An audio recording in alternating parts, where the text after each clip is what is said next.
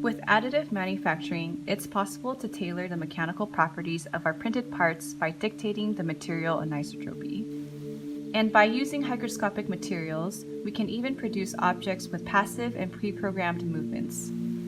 The material structuring of plants often allow them to perform incredible tasks. As an example, the air potato, while climbing, generates high squeezing forces by sprouting stipules located at the base of its leaves.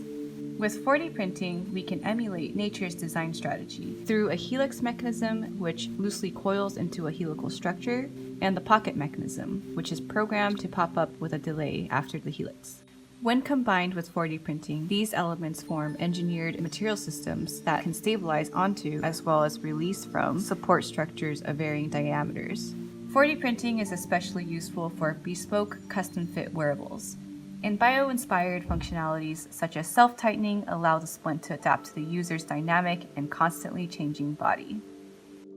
This series of wearable devices demonstrate how, using 4D printing, bio-inspired multifunctionality can be produced simply through the mesoscale arrangement of materials, requiring zero-energy sensors or actuators.